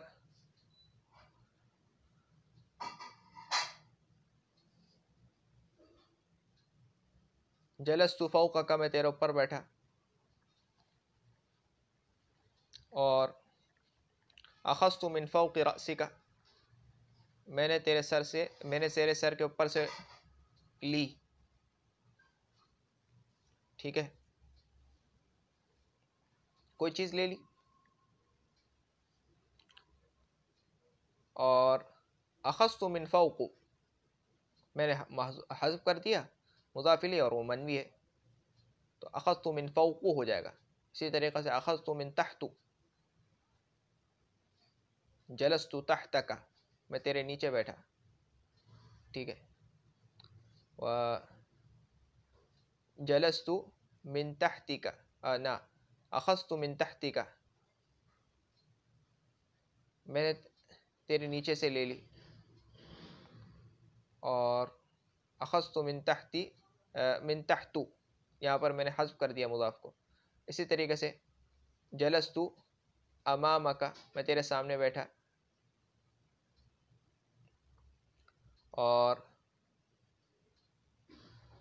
قمت من امامک، میں تیرے سامنے سے اٹھ گیا، اور قمت من امام، قمت من امام، یہاں پہ میں نے جو ہے مضاف الیہ منوی مان لیا، یعنی ارادہ اس کا کیا ہوا ہے، نیت ہے اس کی، اور وہ محذوف ہے، تو اب یہ ضمے پر مبنی ہوگا۔ یہی بات اس کی بھی ہے، جلست خلفک، جلست قمت من خلفک، یا قمت من خلف، کچھ بھی آپ لگا سکتے ہیں، تو ان سب کا اعراب یہ ایک جیسا ہی ہے، ایک کا اعراب سمجھ لیا تو باقی سب کا اعراب آپ سمجھ لیں گے۔ خلاصہ کیا ہے کہ بھائی اس کی تین صورتیں اس کے اعراب کی، مضاف ہوگا اور مضاف الیہ لفظوں میں موجود ہوگا تب تو یہ معرب ہے اور منصوب ہوگا، اور مضاف ہوگا اور مضاف الیہ لفظوں میں موجود ہوگا، یا لفظوں میں موجود نہ ہوگا لیکن وہ بالکل نسیہ منسیہ ہوگا، بھلا دیا گیا ہوگا، نیت میں موجود نہیں ہوگا، لیکن اس سے پہلے حرف جر ہوگا تو اس وقت یہ مجرور ہوگا. اور تیسری صورت یہ ہے کہ مضاف ہے اور مضاف الیہ لفظوں میں موجود نہیں لیکن منوی ہے، اس کی نیت کی گئی ہے، ذہن میں ہے، تو اب اس صورت میں یہ اس کے اوپر یہ مبنی بر ضمہ اس کو کر دیں گے، یہ محلاً منصوب ہوگا. ٹھیک ہے، اب سمجھ گئے کہ جب میں کہہ رہا تھا کہ سب کا اعراب یہ نہیں ہے بلکہ بعض صورتوں میں ہے. اب سمجھو، ذهب خالد قبل مجیئی کا، خالد گیا، ذهب خالد خالد گیا، قبل مجیئی کا تیرے آنے سے پہلے. ٹھیک ہے، ذهب خالد خالد گیا، بعد مجیئی کا تیرے آنے کے بعد گیا. ٹھیک ہے، یہ کون سی قسم کا اعراب بتا رہے ہیں؟ پہلا والا، جبکہ یہ معرب ہوتا ہے. راشد یأکل من قبل، یا من قبل، یا من قبل کا. دیکھو ایک اور صورت اس میں سمجھ میں آ گئی کہ بھائی ضروری نہیں ہے کہ اس کا جو مضاف ہو یہ مضاف بھی ہو، یعنی دوسری صورت میں ضروری نہیں ہے کہ یہ مضاف ہو. دوسری صورت میں ضروری نہیں ہے کہ یہ مضاف ہی ہو.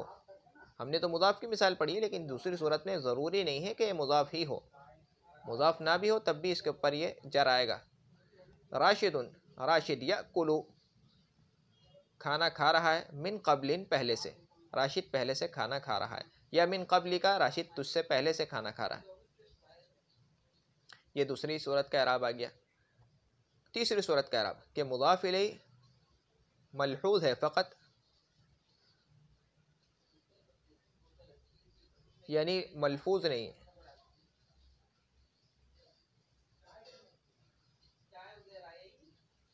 ملحوظ کا معنی ہوتا ہے اس کی نیت کی گئی، منوی، منوی ہے، اس کا لحاظ کیا گیا ہے، اس کو ذہن میں ہم نے اس کا ذہن میں وہ ملفوظ ہے، ذہن میں وہ ملحوظ ہے، یعنی ذہن میں اس کا لحاظ کیا گیا ہے، ذہن میں ہم نے ہمارے ذہن میں سامنے ہے، اس کی نیت کی ہے ہم نے دل میں. ٹھیک ہے، ایک ہی معنی ہے. تو اقرأ الدرس، میں پہلے سبق پڑھتا ہوں. قبلو، قبلو سے اس نے زملائی کو جو ہے نا حذف کر دیا اور یہاں پر قبلو کر دیا، تو اصل میں کیا تھا؟ اقرأ الدرس، میں سبق پڑھتا ہوں، قبل زملائی، اپنے ساتھیوں سے پہلے پڑھتا ہوں. ٹھیک ہے، تو یہاں اس نے مضاف الیہ حذف کر دیا اور اس کو نیت میں باقی رکھا تو یہ قبلو ہو جائے گا. اسی طریقے سے حیث، راشد یجلس، حیث یجلس الاستاذ. ٹھیک ہے، یہ حیث جو ہے یہ خیر حیث تو اس میں نہیں ہے. امام، جلس التلمیذ امام الاستاذ، جلسہ بیٹھا، التلمیذ طالب علم، امام الاستاذ استاد کے سامنے. جلسہ بیٹھا، التلمیذ طالب علم، خلف الاستاذ استاد کے پیچھے. ٹھیک ہے، یا جلسہ التلمیذ من امام، طالب علم سامنے سے بیٹھا، یا من امامی کا تیرے سامنے سے بیٹھا، یا من خلف پیچھے سے بیٹھا، یا من خلفی کا تیرے پیچھے سے بیٹھا. سمجھ گئے نا، یہ دوسری صورت کا اعراب ہے. اور من امامو یا من خلفو، یہاں پر مضاف الیہ کو وہ حذف کر دے گا. اچھا جی، الطفل یلعب تحت السماء وفوق الارض، یہ پہلی والی مثال دی ہے کہ جب وہ معرب ہوتا ہے. الہواء جار من امام وخلف، دوسری مثال دی، دوسری والی مثال کہ اس کا مضاف الیہ وہ محذوف ہے لیکن وہ نسیہ منسیہ ہے، بھلا دیا گیا ہے، ملحوظ نہیں ہے، یعنی اس کی نیت نہیں کی گئی، یا یوں کہہ دو کہ اس کی اضافت نہیں کی گئی ہے.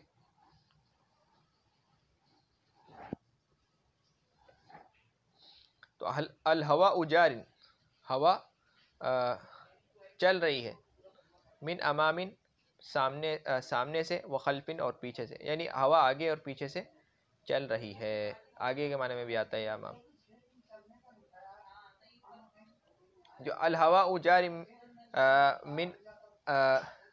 من امامی، ہوا میرے آگے سے چل رہی ہے، ومن خلفی، اور میرے پیچھے سے بھی چل رہی ہے. اب جملے کے معنی پہ میں جاؤ، بس سمجھ لو کہ معنی کچھ بن رہا ہے، اس کا کچھ نہ کچھ معنی بن رہا ہے. تحت فوق، اب یہاں پہ دیکھو، الہواء جار من تحت، ہوا نیچے سے چل رہی ہے، الہواء جار من فوق، ہوا اوپر سے چل رہی ہے.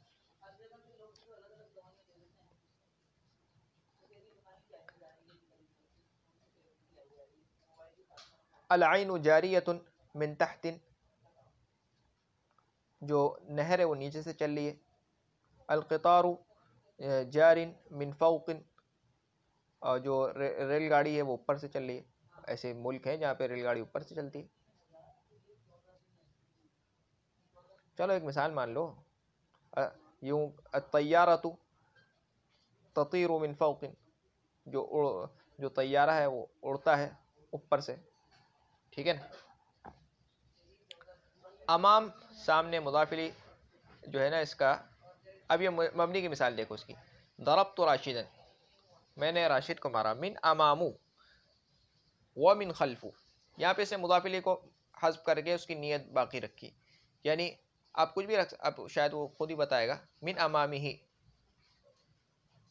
من امامو یعنی من امامہ ہی کو حذف کر دیا تھا. من خلفہ، خلفہ ہی کو حذف کر دیا تھا. یعنی من امامہ ومن خلفہ. ضربت راشد، میں نے راشد کو مارا. من امامو سامنے سے، یعنی اس کے سامنے سے مارا. ومن خلفی اور اس کے پیچھے سے مارا. ٹھیک ہے. اس کا معنی سامنے سے من امامن میں، من امامن میں اور من امامو میں فرق ہے. وہاں پہ محذوف ہے، جو مضاف الیہ محذوف ہے اور ملحوظ بھی ہے، یعنی اس کا لحاظ بھی کیا گیا ہے. وہاں پہ لحاظ ہی نہیں کیا گیا، بس من آگے سے پیچھے سے. من امامو اس کے آگے سے، اور من خلفو اس کے پیچھے سے. اب اس کے کا ترجمہ کہاں سے کر رہا ہوں؟ وہ جو محذوف ہے اس کا کر رہا ہوں.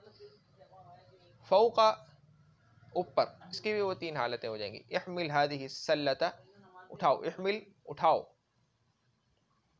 هذه السلة یہ کنڈی.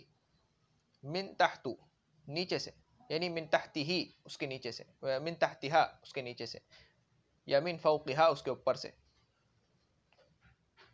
کنڈی کے اوپر سے اس کو اٹھاؤ، یا کنڈی کے نیچے سے اس کو اٹھاؤ پکڑ کے. ٹھیک ہے نا.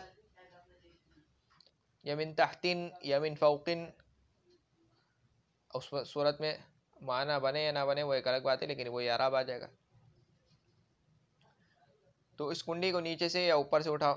لیکن ٹھیک ہے. من تحتها، من تحت ومن فوق، یعنی من تحتها ومن فوقها، اس کے نیچے سے یا اس کے اوپر سے اٹھاؤ. ملاحظہ مندرج ذیل امثلہ سے ظاہر ہوا کہ قبل، قبل و بعد اور امام، خلف، فوق، تحت کی تین صورتیں ہیں. مضاف الیہ مذکور ہو، مضاف الیہ نہ مذکور ہو نہ ملحوظ ہو، یعنی متکلم کے دل میں بھی نہ ہو. سمجھ گئے؟ اور مضاف الیہ مذکور تو نہ ہو مگر ملحوظ ہو، یعنی متکلم کے دل میں متعین ہو. پہلی اور دوسری صورت میں معرب اور تیسری صورت میں مبنی علی الضم ہوتے ہیں. سمجھ گئے؟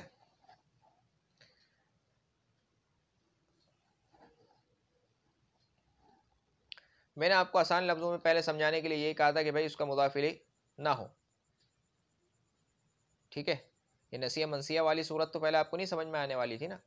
تو پہلے آپ کو ایک ایسی چیز سمجھانا ضروری ہے کہ اس سے آپ سمجھ جائیں. تو اس کی اب سمجھ جائے تو مضاف الیہ مذکور ہو. دوسری صورت کی مضاف الیہ مذکور نہیں، یعنی ذکر بھی نہیں کیا گیا، ملحوظ بھی نہیں ہے، نیت بھی نہیں ہے اس کی. یہ یوں سمجھ لو کہ اس کی اضافت ہی نہیں کی گئی، بس متکلم کے دل میں بھی نہیں ہے، وہ نسیہ منسیہ ہو گئی. اور تیسری صورت کیا ہے کہ مذکور تو نہیں ہے مگر ملحوظ ہے، متکلم کے دل میں اس کی نیت ہے، متعین ہے وہ دل میں. پہلی دو اور دوسری صورت میں معرب اور تیسری صورت میں مبنی علی الضم ہوتے ہیں. ترکیب جملہ اولا صلیتو، صلی فعل، تو ضمیر اس کا فاعل، سیل و فاعل کہہ دیا اس کو، جلدی سے انہوں نے مختصر کر دیا. اذ اس میں ظرف ہے، مضاف ہے. طلعت الشمس، طلع فعل ہو جائے گا، تا علامت تانیث. الشمس اس کا فاعل، فعل اپنے فاعل سے مل کر جملہ فعلیہ خبریہ ہو کر مضاف الیہ، یعنی مصدر کی تعویل میں ہو کر، مصدر کی تعویل میں ہو کر یہ مضاف الیہ ہوگا. یعنی صلیت وقت طلوع الشمس، یہ مصدر کی تعویل میں ہو کر مضاف الیہ ہوگا، فعل تو مضاف الیہ نہیں ہوتا. تو مصدر کی تعویل میں ہو کر یہ پورا جملہ جو ہے مضاف الیہ ہوگا، مفرد کی تعویل میں ہو کے، اور مضاف الیہ سے مل کر یہ ظرف ہو جائے گا. از جو ہے نا پورے جملے کی طرف مضاف ہو رہا ہے.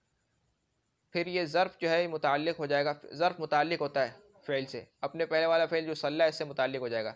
ظرف مل جائے متعلق ہو جائے گا فعل سے، فعل اپنے فاعل و ظرف سے مل کر جملہ فعلیہ خبریہ.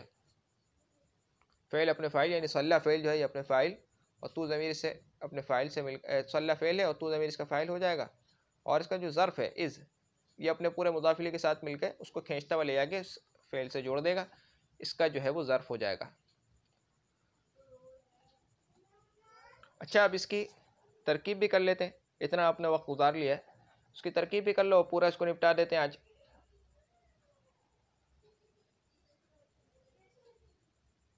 ٹھیک ہے، ایک ایک جملہ لیتے ہیں اور ایک ایک جملے کو حل کرتے ہیں بس. اچھا جی، اس کو مٹا دیتے ہیں پہلے اس کو لے کے. ٹھیک ہے، پہلی والی مثال کیا ہے بھائی؟ صلیت، دیکھ لوں ایک دفعہ. صلیت اذ طلعت الشمس. صلیت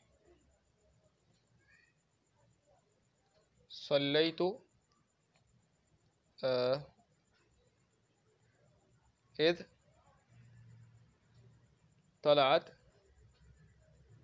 الشمس. ٹھیک ہے، صلی فعل ہو جائے گا تو ضمیر اس کا فاعل ہو جائے گی. اذ جو ہے نا یہ ظرف ہے، اذ کیا ہے؟ ظرف ہے. ٹھیک ہے، وقت کے معنی میں ہے، یہ حین کے معنی میں، حین معنی وقت، وقت کے معنی میں ہو جائے گا. طلعت الشمس، طلع فعل ہو جائے گا، تا اس کی علامت تانیث ہو جائے گا، شمس اس کا فاعل ہوگا. یہ جو پورا جملہ ہے نا یہ مصدر کی تعویل میں ہو کر، یعنی مصدر کی تعویل میں ہو کے، یا یوں سمجھ لو کہ مفرد کی تعویل میں ہو کر یہ جو ہے پورا جملہ جو ہے یہ مضاف الیہ ہو جائے گا. پھر مضاف، یہ اپنے مضاف الیہ سے مل کر، یہ جو از ہے نا اپنے مضاف الیہ سے مل کر اس کا ظرف ہو جائے گا فعل کا. تو فعل اپنے فاعل، اس کا فاعل ہے، اس فاعل اور اپنے ظرف سے مل کر، یعنی اس کا مفعول فیہ ہو جائے گا نا، اپنے ظرف سے مل کر جملہ فعلیہ خبریہ ہو جائے گا. ٹھیک ہے،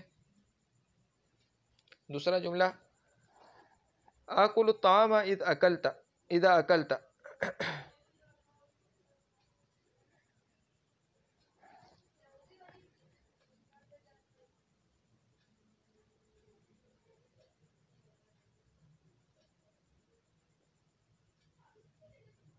آکل الطعام اذا اکلت. آکل فعل ہو جائے گا، انا ضمیر اس کے اندر اس کا فاعل ہو جائے گی، طعام اس کا مفعول بھی ہو جائے گا. اذا جو ہے یہ ظرف ہے. ٹھیک ہے، وقت کے معنی میں. اکل فعل ہو جائے گا، تا ضمیر اس کا فاعل ہو جائے گا، فعل فاعل سے مل کر جملہ فعلی خبریہ ہو کر یہ پورا جملہ جو ہے مصدر کی تعویل میں ہو کر کے یہ اس کا مضاف الیہ ہو جائے گا. یہ اپنے مضاف الیہ سے مل کر، یہ جو ظرف ہے اپنے مضاف الیہ سے مل کر فعل کا ظرف ہو جائے گا. فعل اپنے فاعل مفعول بھی اور ظرف سے مل کر جملہ فعلیہ خبریہ ہو جائے گا. اچھا جی، متى تقرأ الدرس؟ متى تقرأ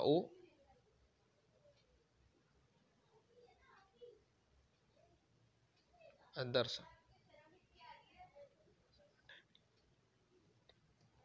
ٹھیک ہے، اب یہ بڑا مشکل ہے، اس کا کیا کرو گے؟ دیکھو بھائی یہاں پر تو یہ سارے جتنے بھی ظرف جو ہے وہ فعل کے بعد آ رہے تھے، تب تو آسانی سے آپ اس کو ترکیب کر رہے لیتے، آسانی سے آپ کی ترکیب ہو رہی تھی نا. یہاں آپ کیا کریں گے؟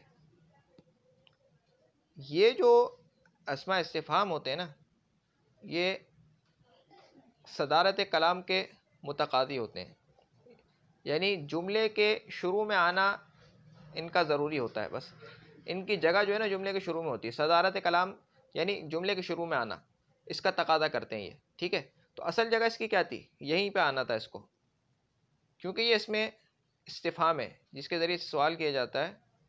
تو اب یہ یہاں سے منتقل ہو کر یہاں پر آ جائے گا، جملے کے شروع میں آ جائے گا. تو بس ترکیب وہی ہوگی.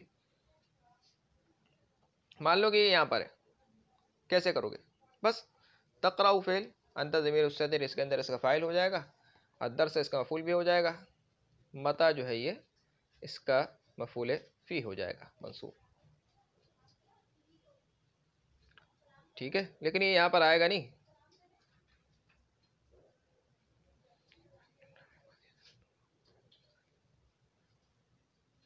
ٹھیک ہے، ایانہ کا بھی وہی معاملہ ہے، جتنے بھی اسماء استفہام ہے. ٹھیک ہے، اینا ہے، ایانہ ہے، سب. ایانہ ترجع من وطنک، ایانہ ترجع من وطنک، ایانہ، ایانہ ترجع من وطنک.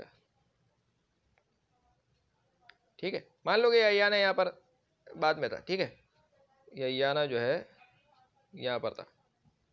آسانی کے لیے لکھ مت دینا اس کو یہاں پہ. ترجیح فعل ہو جائے گا، اس کو ذرا بعد میں دیکھ لیں گے. ٹھیک ہے، ترجیح فعل ہو جائے گا. انت ضمیر مستتر اس کے اندر اس کا فاعل ہو جائے گی. من جارہ ہو جائے گا. وطن مضاف ہو جائے گا، اور یہ اس کا کیا ہو جائے گا؟ مضاف الیہ ہو جائے گا. جار مجرور مل کر متعلق ہو جائیں گے فعل کے، اور یہ اس کا ظرف ہو جائے گا. مان لو یہ یہاں پر یہ یوں کہہ لو کہ یہ اس کا ظرف ہے، ظرف مقدم ہے. مقدم معنی جس کو اوپر آگے کیے کیا ہے. تو فعل اپنے فاعل متعلق اور ظرف سے مل کر کیا ہو جائے گا؟ جملہ فعلیہ خبریہ ہو جائے گا. فاعل اور متعلق سے مل کر جملہ فعلیہ خبریہ ہو جائے. دونوں متعلق ہو رہے ہیں نا، ظرف متعلق ہو رہا ہے، وہ متعلق ہو رہا ہے. خیر، فہمت الدرس مذ قرأت. فہمت الدرس مذ قرأت.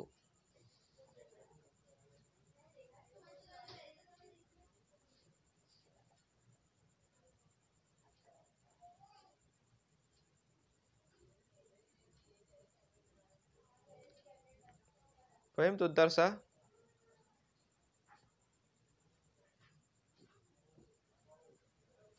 مذ قرأت.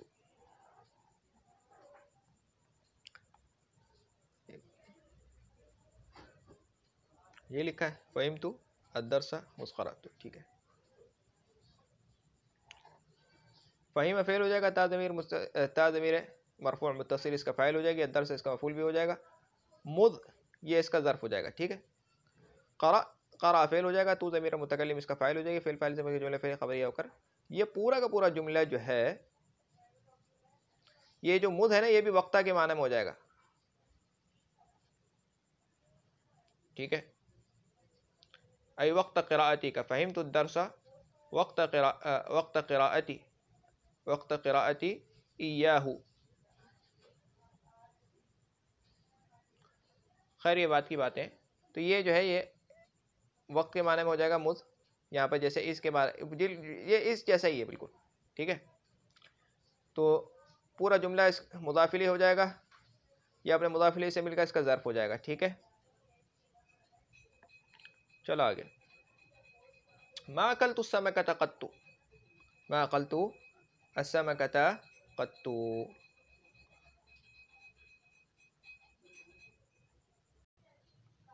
ما اکلت، ایک منٹ چل رہا ہے، نہیں چل رہا، چل رہا ہے.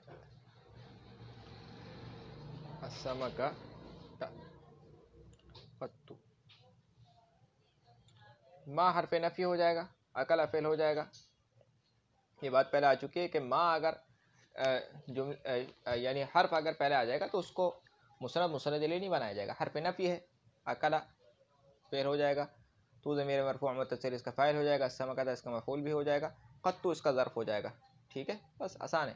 فعل فاعل مفعول بھی اور ظرف سے مل کر جملہ فعلیہ خبریہ ہو جائے گا.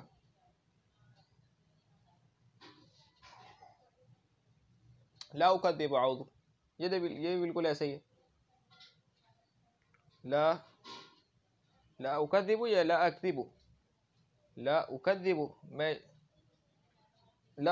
میں جھوٹ نہیں بلواؤں گا یا تکذیب نہیں کروں گا.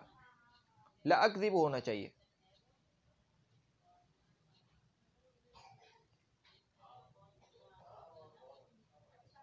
لا اکذب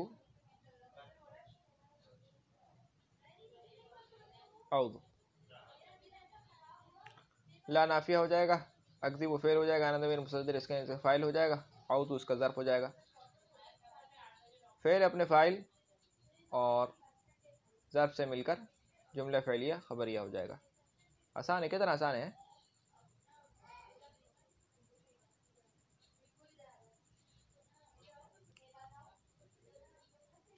باقی یہ مثالیں تو میں نے تمہیں سمجھا دی ہیں، اس کو کر لو گے، سب آسان ہے. یہ بھی کر لیں. چلو یہ بھی کر لیتے ہیں بھائی. ذهب خالد قبل مجيئك. ذهب خالد قبل مجيئك.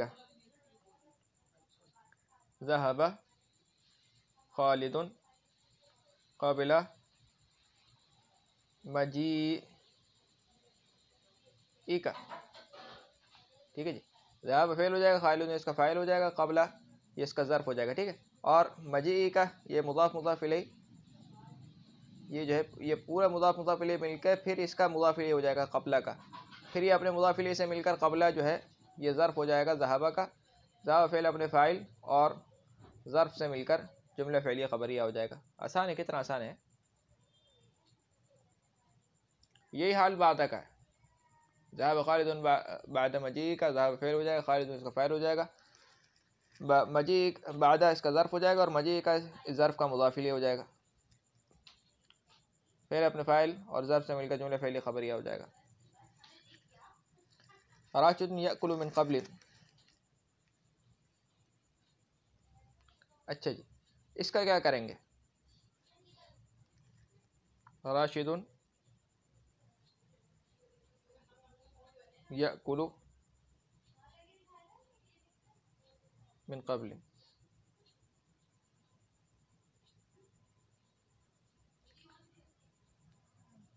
راشد یہ مبتدا ہو جائے گا, یہاں پر اس کو فاعل نہیں بنا دینا, یہ مبتدا ہو جائے گا, یأکل فعل ہو جائے گا, وہ ضمیر مستتر اس کے اندر اس کا فاعل ہو جائے گا, من جارہ ہو جائے گا, من قبل اسے مجرور ہو جائے گا, بس مجرور کر دو اس کو. ٹھیک ہے. جار مجرور سے مل کر یہ متعلق ہو جائے گا اس کے, فعل فاعل سے مل کر جملہ اور متعلق سے مل کر جملہ فعلی خبریہ ہو کر کے خبر, مبتدا خبر سے مل کر جملہ اسمی خبریہ ہو جائے گا. یا من قبل کا کرنا چاہ رہے ہو, من قبل کا کر لو, پھر اس کو مضاف الیہ مان لیں گے, مضاف مضاف الیہ مل کر مجرور ہو جائے گا, من قبل کر لو بس. اور اقرأ الدرس قبل,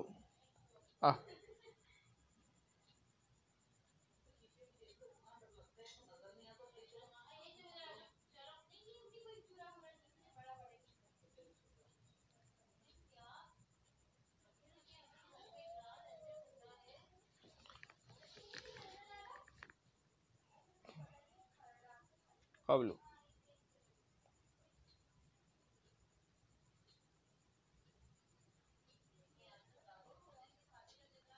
اقرأ فعل ہو جائے گا, الدرس اس کا مفعول بھی ہو جائے گا, اور قبل جو ہے اس کا ظرف ہو جائے گا. ٹھیک ہے. فعل اپنے فاعل و مفعول بھی سے مل کر, اور فعل اپنے فاعل مفعول بھی اور ظرف سے مل کر جملہ فعلی خبریہ ہو جائے گا. بس سمجھنے کی چیزیں تھیں, ترکیب میں تو بس آسان ہے.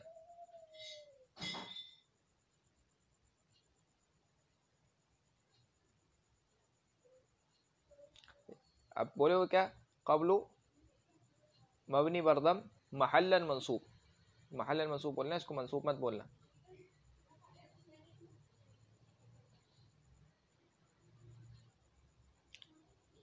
ٹھیک ہے. اقرأ الدرس قبل یعنی قبل زملائی, سمجھ گئے. راشد لا یجلس حیث یجلس الاستاذ, یہ بھی آسان ہے. راشد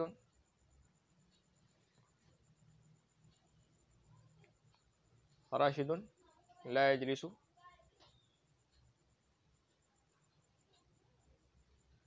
حیث, راشد لا یجلس حیث یجلس الاستاذ.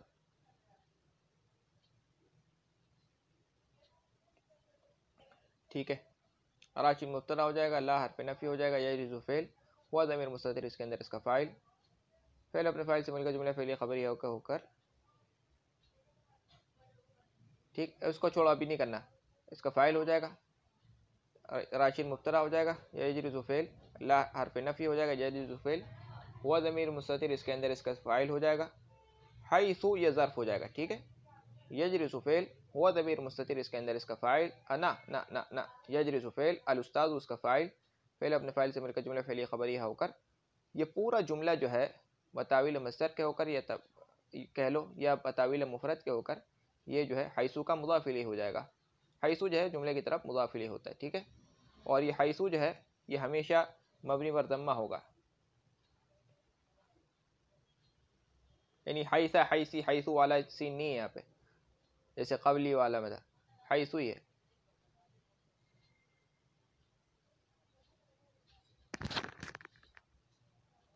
ٹھیک ہے، تو یہ اس کا مضاف الیہ ہو جائے گا، حیث اس کا ضرب بن جائے گا یجلسو کا. فعل اپنے فاعل و ظرف سے مل کر جملہ فعلی خبریہ ہو کر خبر، مبتدا خبر سے مل کر جملہ اسمی خبریہ ہو جائے گا.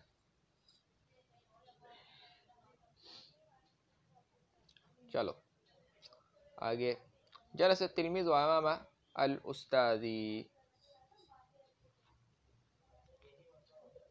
جلس التلمیذ امام الاستاذ. جلس فعل ہو جائے گا، تلمیذ اس کا فاعل ہو جائے گا، امام اس کا ظرف ہو جائے گا، استاذ اس کا مضاف الیہ ہو جائے گا. ٹھیک ہے، یہ اپنے مضاف، ٹھیک ہے، اور یہ فعل اپنے فاعل اور ظرف سے مل کر جملہ فعلیہ خبریہ ہو جائے گا. استاذ اس کا مضاف الیہ ہے نا، امام کا بس. اچھا جی، اسی طریقے سے جلس تلمیذ امام الاستاذ خلف الاستاذ. جلس فعل ہو جائے گا، تلمیذ اس کا فاعل ہو جائے گا، خلف ظرف ہو جائے گا، استاذ اس کا مضاف الیہ ہو جائے گا ظرف کا. فعل اپنے فاعل اور ظرف سے مل کر جملہ فعلیہ خبریہ ہو جائے گا. الطفل يلعب تحت السماء وفوق الارض.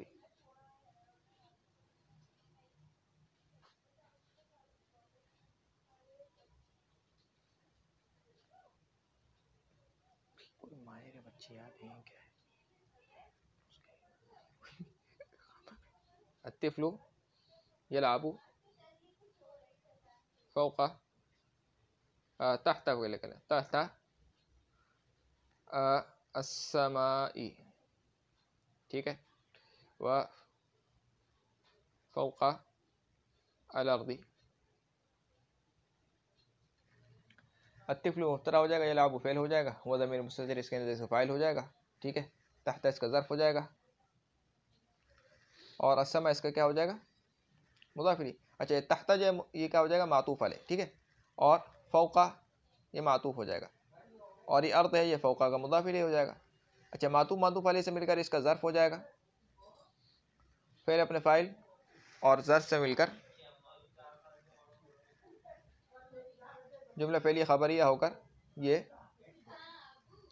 اس کی خبر ہو جائے گا، مبتدا خبر سے مل کر جملہ اسمیہ خبریہ ہو جائے گا. یعنی یہاں پر یہ ہوگا کہ معطوف علیہ سے مل کر ظرف بن جائے گا.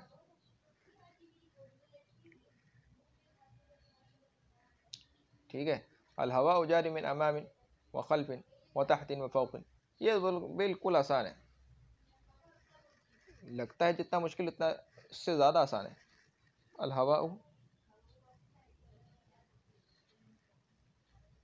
جار من فوق، کیا دیکھ لوں ذرا، یہ دیکھ لیں، من امام وخلف وتحت وفوق. من امام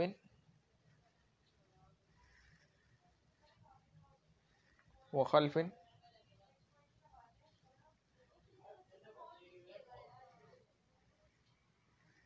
وفوق وتحت. ٹھیک ہے، الہوا مبتدا ہو جائے گا، جارین یہ شبہ جملہ ہو جائے گا، یہ فاعلون کے وزن جاریون تھا اصل میں. ٹھیک ہے، یہاں پر ضمہ ثقیل تھا حذف کر دیا، جارین ہو گیا اجتماع ساکنین کی وجہ سے، تو کیا کر دیں گے، یا کو حذف کر دیں گے، جارین ہو جائے گا. جارین یہ صفت کا صیغہ ہے، ہوا ضمیر مستتر اس کے اندر اس کا فاعل ہو جائے گا. ٹھیک ہے، من مجرور. ٹھیک ہے، امام معطوف علیہ، خلف معطوف علیہ معطوف، فوق معطوف علیہ. جی من آ رہا ہے یا نہیں آ رہا ہے، ایک منٹ دیکھ لیتا ہوں. ٹھیک ہے، من نہیں آ رہا. اگر من آتا تب تو آسان تھا بالکل، میں آپ کو بتا دیتا. من آتا تب کیا کرنا تھا. اچھا، یہاں پر کیا کرنا ہے، سارے معطوفات مل کر کے ہو جائیں گے مجرور، جار مجرور مل کر متعلق ہو جائے گا صفت کے صیغے کے، صفت کا صیغہ اپنے فاعل و متعلق سے مل کر شبہ جملہ ہو کر خبر، مبتدا خبر سے مل کر جملہ اسمی خبریہ. اچھا، اب اگر یہاں پہ وَمِن خَلْفُ یا وَمِن فَوْقُ ہوتا، یہاں پر تو کیا اگر نہیں آتا تب تو سارے معطوفات کو ہم ملا کے مجرور کر دیں گے. اب اگر یہ ہوتا پھر کیا کرتے؟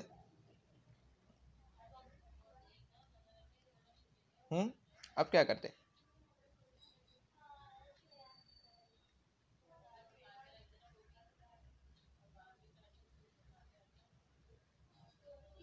یہاں پر کیا کرتے کہ من جارہ امام مجرور، جار مجرور مل کے ہم اس کو کرتے معطوف علیہ، پھر یہ جار مجرور مل کے معطوف علیہ معطوف، پھر جار مجرور مل کے معطوف علیہ معطوف، سارے معطوفات مل کر ڈائریکٹ متعلق ہو جاتے براہ راست جارین کے، کیونکہ جار مجرور تو تھے متعلق ہو جاتے. اب یہاں پر کیا کرنا، سارے مجرورات کو ملا کے ہم نے مجرور کیا کیونکہ ہمیں ایک جار کی ضرورت تھی، پھر جار مجرور سے ہم نے تعلق جوڑ دیا کس کا؟ صفت کے صیغے کا، پھر وہ خبر بن گئی. آسان ہے نہیں؟ اچھا جی، اور کچھ بھی نہیں ہے یار. ضربت راشدا من امام، بالکل وہی والی ترکیب ہے. ضربت راشدا من امام، قبل والی، من قبل والی.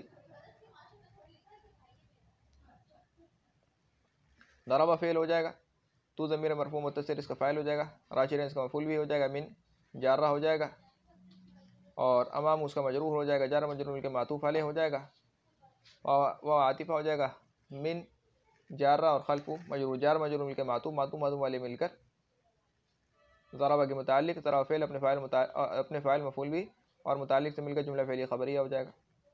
یعنی من امام ہی اور خلفی. احمل هذه السلة من تحت، احمل فعل امر ہو جائے گا، انت ضمیر مستتر اس کا فاعل ہو جائے گا، هذا اسم اشارہ، هذه اسم اشارہ ہو جائے گا، السلة اس کا مشار الیہ. ٹھیک ہے، اس میں اشارہ مشار الیہ سے مل کر یہ ہو جائے گا اس کا مفعول بھی، یا یوں کہتے ہیں کہ هذه اس کا مفعول بھی ہو جائے گا اور السلة اس کا مشار الیہ. ٹھیک ہے، لیکن ہماری آسان ترکیب میں کیا کہا جاتا ہے کہ بھائی هذه اس میں اشارہ اور یہ مشار الیہ، اس میں اشارہ مشار الیہ سے مل کر مفعول بھی. ٹھیک ہے، دونوں طریقے میں نے آپ کو بتا دیے. یعنی ایک طریقہ تو یہ ہے کہ احمل فعل امر، انت ضمیر مستتر اس کے اندر اس کا فاعل، هذه اس میں اشارہ، السلة مشار الیہ، اس میں اشارہ مشار الیہ مل کر مفعول بھی بنے گا احمل کا. ٹھیک ہے، لیکن بعض لوگ کیا کہتے ہیں کہ هذه اس کا مفعول بھی بن جائے گا اور السلة اس مفعول بھی کا مشار الیہ. ٹھیک ہے، من تحت جار مجرور مل کے متعلق ہو جائیں گے احمل کے. احمل فعل، انت ضمیر مستتر اس کے اندر اس کا فاعل، اور هذه السلة اس کا مفعول بھی، اپنے فاعل مفعول بھی اور متعلق سے مل کر جملہ فعلیہ انشائیہ ہو جائے گا کیونکہ فعل امر ہے. من فوقها اور من تحتها، یہ ساری ترکیبیں آپ کو آگے. ٹھیک ہے، تو بھائی یہ تھی آج میرے خیال میں، جہاں میں نے اپنے حساب سے ساری باتیں آج کر دی ہیں جتنی کرنی تھی، یعنی ضروری باتیں. اب جو کچھ یاد رہے گا اگلی بار میں بتا دوں گا. اب تک کے لیے اتنا ہی. سبحانک اللہم و بحمدک، اشہد ان لا الہ الا انت، استغفرک و اتوب الیک. سبحان ربک رب العزۃ عما یصفون وسلام علی المرسلین والحمد للہ رب العالمین. السلام علیکم ورحمۃ اللہ وبرکاتہ.